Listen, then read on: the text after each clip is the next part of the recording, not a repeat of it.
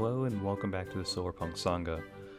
Now, in this video, I wanted to focus on the phrase popular education for a sustainable future.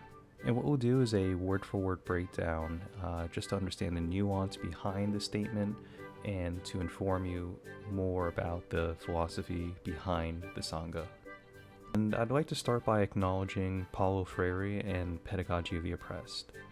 I often reference this book, refer it to friends, quote it, and I've also made visual artwork to help break down the concepts, the insights, designs, and resources. I'll put a link in the description of this video so you can view that artwork in greater detail.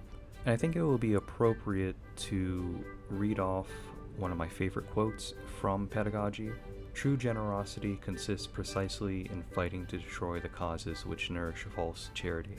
False charity constrains the fearful and subdued, the rejects of life, to extend their trembling hands. True generosity lies in striving so that these hands, whether of individuals or entire peoples, need be extended less and less in supplication, so that more and more they become human hands which work and working transform the world.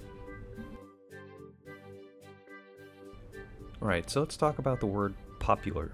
And when we refer to something as popular, we're not saying how well something is received, but it refers to the working class, the excluded, and the oppressed. It's an analysis of social structures found in societies that are unequal and predicated on division. People who own, secure, and propagate means of production, those who enable the owners, and those who work and cannot work, and those who are prevented from pursuing their desired professions. So it's not really quantum mechanics to figure this stuff out. You just need a casual understanding of accounting to see that things just don't balance out into these societies. Now, if we're referring to education, all forms of education are inherently political, as well as some aspects of economics, culture, and ecology. Knowledge is socially conditioned, and the transmission of knowledge is everywhere. And as a quick example, we can look at Florida. The public education system in Florida is a political object in itself. Lord Farquaad has really emphasized that through the policies of book banning, curriculum changes, closing down universities, and all of these have a long-term effect on how we see ourselves, how we represent ourselves, how we survive. It's a very political outcome. And continuing with the phrase 4A, it's just a transitional phase, but it's very important to realize that it's a transition as in a personal journey, where you're not the same person at the beginning of your education journey, and you're not the same person at the end of your education journey. And if there was a definition to sustainability that we can apply in this situation, I would suggest it as being without self-destruction. Let's start with questioning what is unsustainable. How did we get here? Part of the curriculum is to critically evaluate the UN Sustainability Development Goals and the Green New Deal. Both, you have to really question why they exist in the first place.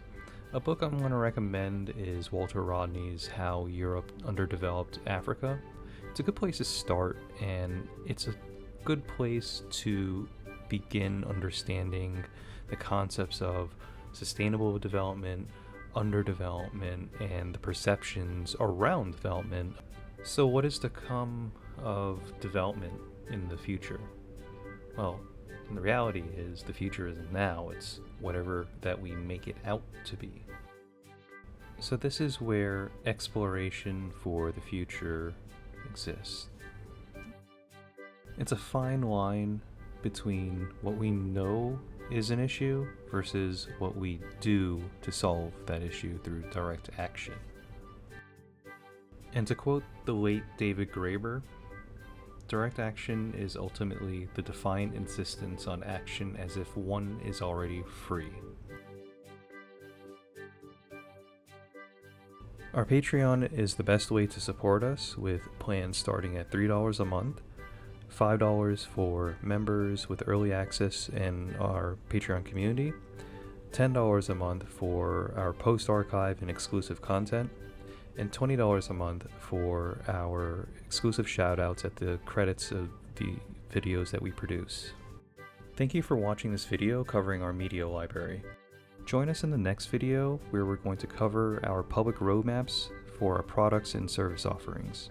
Thank you.